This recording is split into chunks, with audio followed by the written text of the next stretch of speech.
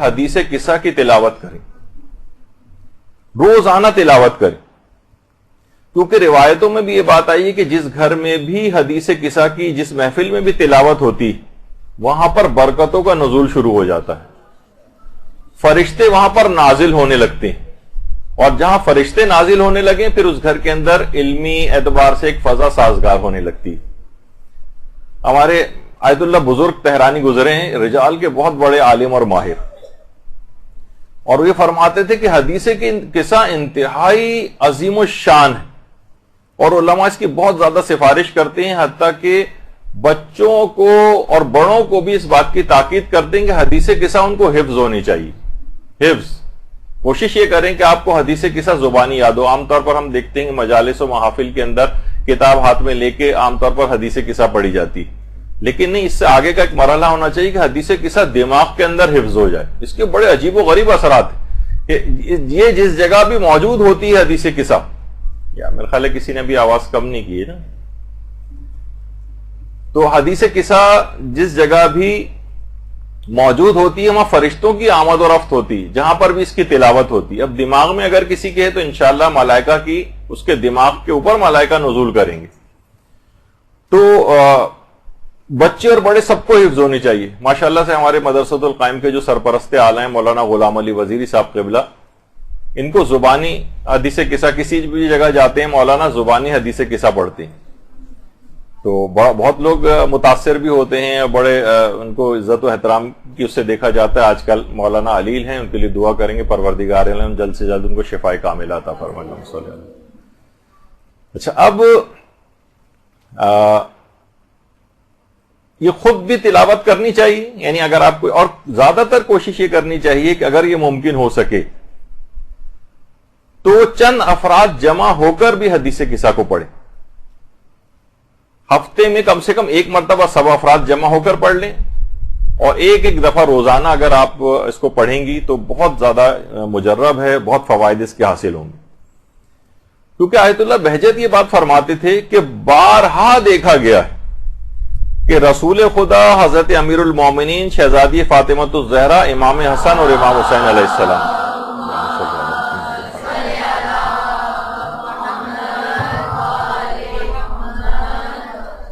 فرماتے ہیں بارہا یہ دیکھا گیا ہے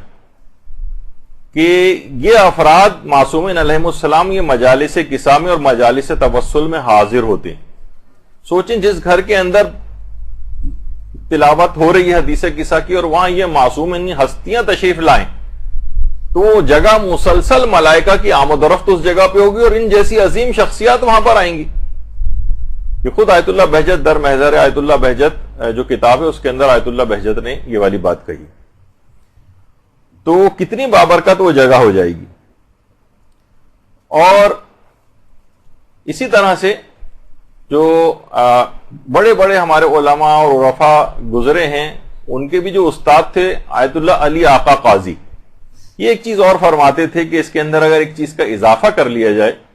کہ جس وقت حدیث قصہ پڑھی جائے تو ایک عجیب ایک نورانی اسی ایک فضا ہو جاتی ہے اس وقت کہ اگر اس جگہ پر عود جلائی جائے، عود ایک خوشبو جو ہے وہ حدیث قصہ پڑھے جاتے وقت جلائی جائے، اس کی خوشبو آئے۔ اور آیت اللہ رضا بہاؤالدینی، یہ بھی ہمارے بڑے علماء اور عرفاء میں سے گزرے ہیں، یہ بھی فرماتے تھے کہ کوشش یہ کریں کہ حدیث قصہ کو نماز مغربین پڑھنے کے بعد تلاوت کیا جائے، اور اس بات کی بھی کوشش کریں کہ چند افراد مل کر حدیث قصہ کی تلاوت کریں، یعنی کچھ خواتین جمع ہو جائیں، کچھ افراد جمع ہو جائیں، اور حدیث قصہ کو شروع کرنے سے پہلے 14,000 مرتبہ درود کی تلاوت کی جائے۔ درود بھیجیے محمد علیہ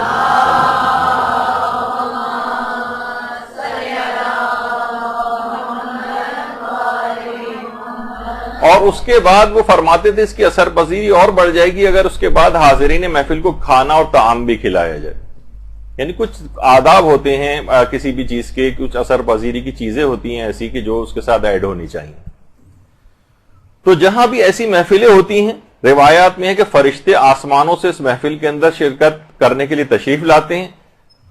تو جب یہ فرشتے آسمانوں میں واپس جاتے ہیں تو آسمانوں پر پہلے سے موجود فرشتے کہتے ہیں کہ تم کون سی جگہ سے ہو کر آئے ہو کہ ایسی فرحت انگیز خوشبو تمہارے پاس سے آ رہی ہے جو اس سے پہلے کبھی ہم نے نہیں سونگی.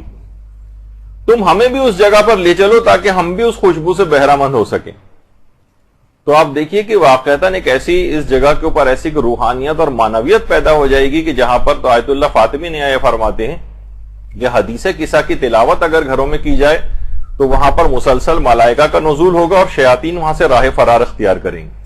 اب وہ گھر بہت ساری چیزیں ناچاقیوں اور جھگڑوں اور اس سے بھی محفوظ ہو جائے گا کیونکہ شیاطین فرار اختیار کر گئے. ملائکہ کی مسلسل آمد و رفت ہوگی بلکہ معصومین کی آمد و رفت بھی متوقع ہے. تو اس لحاظ سے گھر ایک عجیب ایک روحانیت اور معنویت کا ایک نمونہ بنے گا اور خود بخود گھر کے اندر ایک ماحول اور فضا سازگار ہوگی علم دین کے لیے.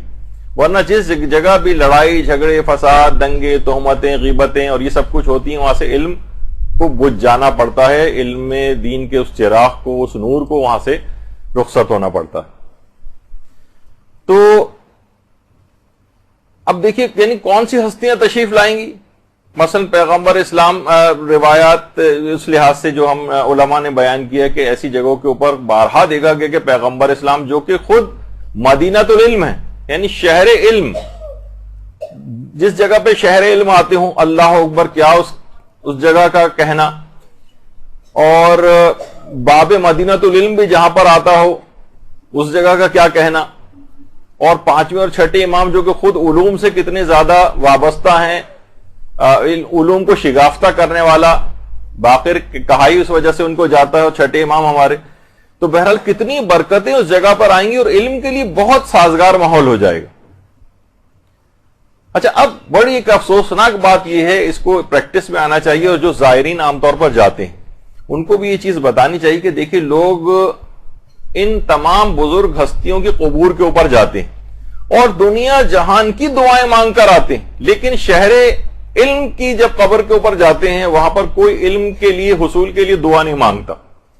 لوگ باب مدینۃ العلم کے روضے کے اوپر جاتے ہیں, دنیا جہان کی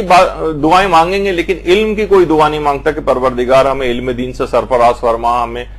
علم معرفت اپنی عطا فرما. یعنی اس طرف نگاہ ہی نہیں, بس زیادہ تر وہی بس چھوٹی دعائیں ہوتی ہیں کہ شادی ہو جائے اور روزگار میں برکت آ جائے اور اولاد ایسی ہو جائے وغیرہ, اس طرح سے بس, اس کے علاوہ عام طور پر نہیں دیکھا جاتا. اسی طریقے سے ہمارے پانچویں اور چھٹے امام کے قبور کے اوپر بھی لوگ جاتے ہیں, وہاں دنیا جہان کی دعائیں مانگتے ہیں, لیکن علم جو براہ راست ان ہستیوں کی نمایاں ترین خصوصیت ہے اس کا واسطہ دے کر کبھی علم طلب نہیں کیا جاتا. یہ ایک بہت بڑا المیہ ہے, اس کو بہتر کرنے کی کوشش کرنی چاہیے اور لوگوں کو بھی بتانا چاہیے. یہی وجہ ہے کہ آیت اللہ بہجت کہتے تھے کہ حدیث قصہ ایک معجزہ ہے اور اس کے بے شمار فوائد ذکر ہوئے, بے شمار فوائد. باقاعدہ اگر آپ دیکھیں تو ایک کتاب لکھی گئی جو آقا سید حجت موحد ابتہی کی کتاب, یہ آقا سید حجت موحد ابتہی ہیں. انہوں نے کتاب لکھی ہے نہضت فاطمیہ شماس کرامات فاطمۃ الزہرا سلام اللہ علیہ. اللہم صلی علی محمد.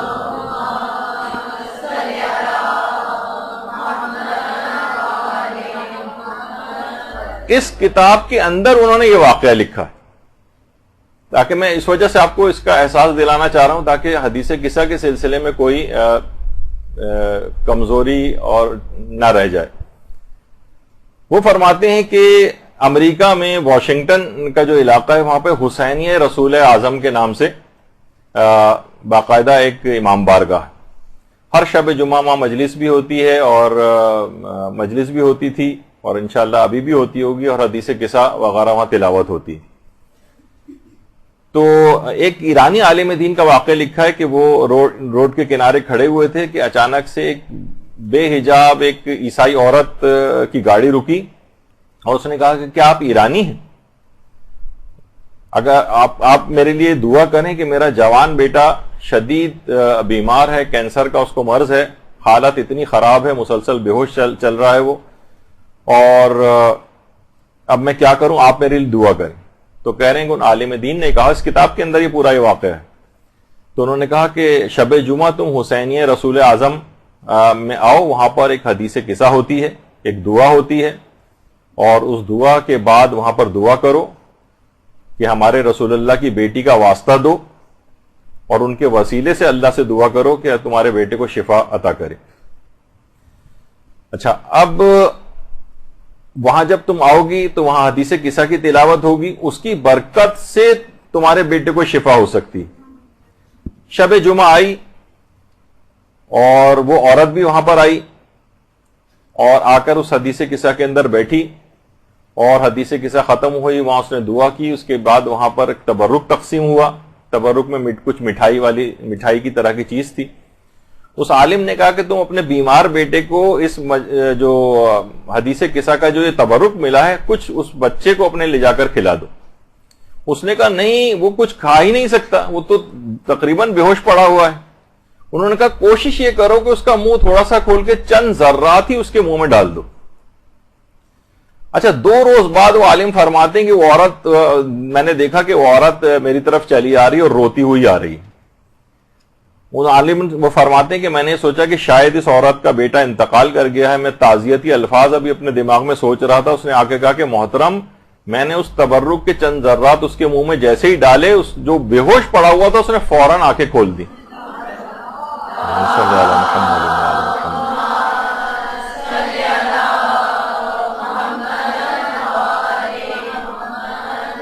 ڈاکٹرز بھی حیران اور پریشان ہو گئے اور ان کی سمجھ میں نہیں آیا۔ باقاعدہ ڈاکٹرز کا بورڈ بیٹھا کہ یہ تو اس کی طرف سے بالکل مایوسی تھی، تو یہ ایک دم سے ہوش میں کیسے آ گیا؟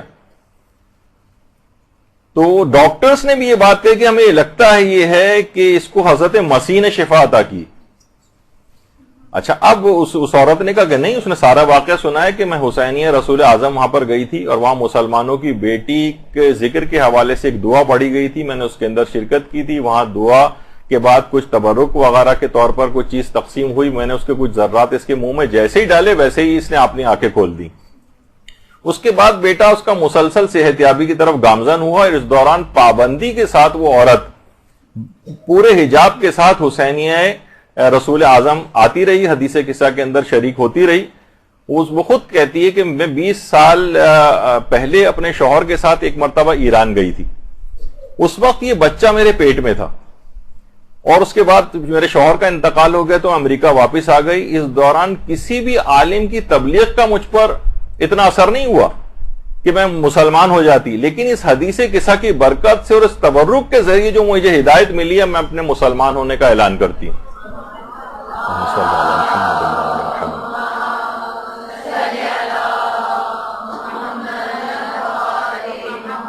اس کے بعد وہ کتاب میں لکھا ہوا ہے کہ باحجاب وہ آنے لگی اس کے بعد، اور یہاں تک کہ اس کا بیٹا مکمل صحت یاب ہو گیا۔ نہضت فاطمیہ کے نام سے موحد ابتہی نے جو یہ کتاب لکھی ہے،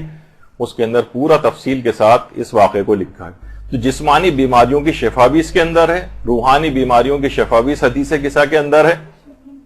علم کے لیے بہترین سازگار راہ اس گھر کے اندر تیار ہوتی ہے اور خوب علمی ترقی وہاں پر ہوتی ہے۔ تو اس لحاظ سے یہ ایک طریقہ کار یہ بنا گھروں سے لڑائی جھگڑے بھی ختم کرنے کا اور گھر کے اندر علمی ماحول کو سازگار بنانے کا، کہ اس کے اندر اس گھر میں پابندی کے ساتھ ہفتے وار، اور اگر ہفتے وار اگر ہو رہی ہے تو چند افراد مل کر کریں اس کو،